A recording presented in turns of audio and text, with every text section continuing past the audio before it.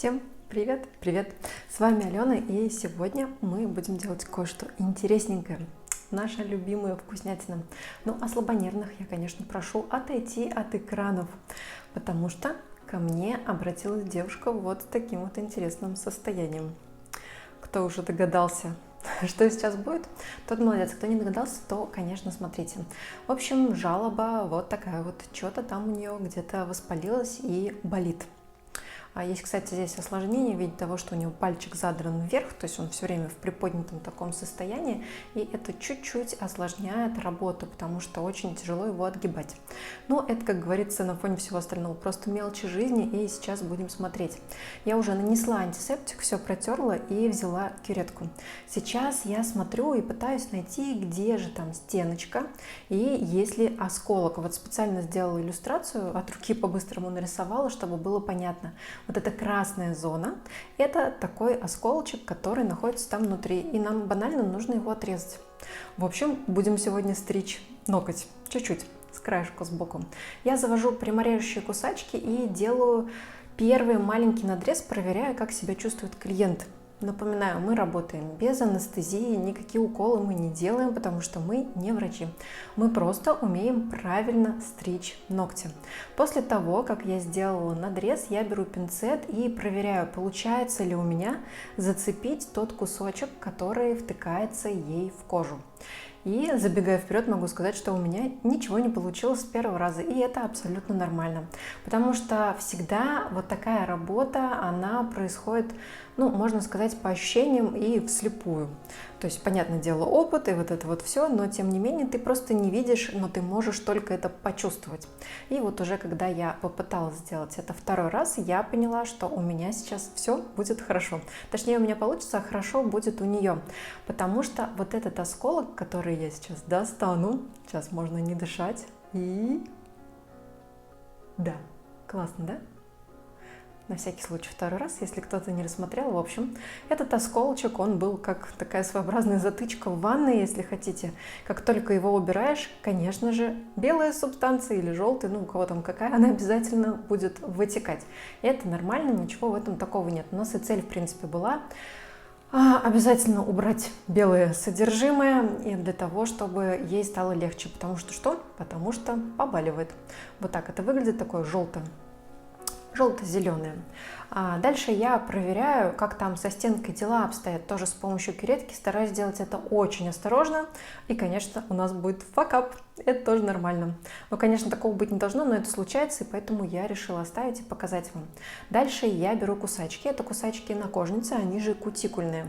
Ими я аккуратно надрезаю кожу там, где у нас есть воспаление. И ей совсем не было больно, потому что это, ну, если кто-нибудь когда-нибудь прыщ прокалывал иголкой, в общем, примерно такие же ощущения, то есть вообще никакие.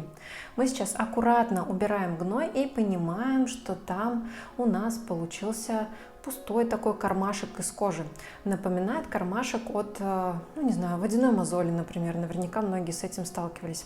И, конечно, если мы вот этот карман оставим из кожицы, то там вполне может воспалиться заново. Нам такого не нужно, поэтому очень осторожно. Иногда дрожащей рукой, иногда твердой, раз на раз не приходится. Девушка очень нервничала, у нее невероятно нежная кожа, влажные ножки и кожа еще мягкая при этом. И вот тут как раз-таки с секунды на секунду и произойдет то, чего нельзя называть. О боже, я сделала ошибку. Нет, на самом деле не ошибку. Сейчас будет видно, что я с помощью кусачек, вот этих, которые для кожи, это я здесь проверяю, где у нее там стенка снова, я с помощью кусачек ее сейчас порежу. Потому что я старалась убрать всю лишнюю кожу, как видите, она такая прям, ну вот прям заметно, да, что она мягенькая. То есть ты кусачками даже, получается, вот самими клинками не чувствуешь вот в моменте плотность этой кожи. Так вот могу, наверное, этот момент описать. То есть она очень-очень нежная, практически невесомая, поэтому, смыкая клинки, ощущение того, режешь ты кожу или не режешь, у тебя нет от слова совсем. И я продолжаю вот эти вот манипуляции, мне нужно убрать все маленькие кусочки, чтобы там не оставалось ничего, потому что нас ждет мазь и нас ждет тампонада. И вот он, этот самый момент, где я чуть-чуть ее задела. Как видите, нога не дрогнула, это значит, что больно ей не было. Конечно, там было не до этого, больно ей было все это время, пока она ходила с воспалением. Сейчас мы все это промоем и сделаем тампонаду. Я пока расскажу предысторию, как, собственно говоря, она пришла вот в это вот печальное состояние. Девушка где-то в новогодние праздники подстригла себе ногти. Нормальное, здоровое человеческое желание. Призналась, что частенько востригает уголки. Как видите, его действительно здесь не хватает. И сказала, что где-то вот в районе 16-18 числа уже она стала чувствовать, что ей как-то вот так вот неприятненько, и в момент она заметила, что у нее там воспалилось. Поэтому срочно написала нам. А это я сейчас ей рассказываю, где у нее должен быть ноготь, и что он туда расти не сможет. А расти он туда не сможет, потому что ноготочки подкручиваются вовнутрь. И вот случился тот самый неудачный момент, когда она отстригла, оставила там такую зазубринку, она стала вырастать, пошло воспаление. А я ей объясняю, что даже если она попытается отрастить ногти, как я ей объясняю, у нее ничего не выйдет, потому что ее ногтевая пластина подкручивается вовнутрь. Эта мазь называется афломелит. Если кому интересно, хорошая штука. Вот, и, соответственно, я ей сказала, что сейчас мы сделаем мазь, мы установим тампонаду, сделаем ей перевязку, у нее все пройдет через, где-то дня, наверное, 3-5 плюс-минус. Я, кстати, уже сегодня с ней списывалась, все в порядке, 2 дня полет нормальный. И после этого ей обязательно надо будет установить коррекционную систему. Я очень хочу, чтобы это была крючковая коррекционная система. И также я ей сказала, что ей не обязательно ходить к нам для этого.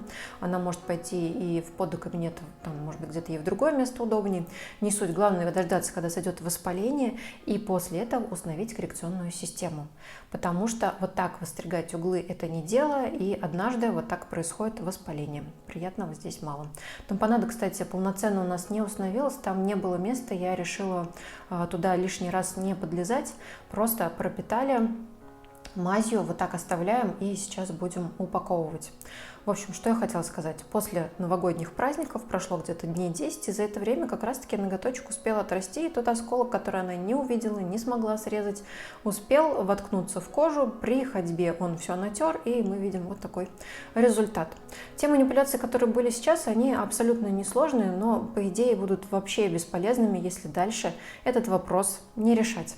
Ну, а у нас тут бинтик, и в этот раз вы не поверите, это не Пехохавт, потому что я зашла в аптеку Магнита, и Пехохавта там не было. Они говорят, а у нас есть какой-то там вот своя торговая марка, и я взяла попробовать.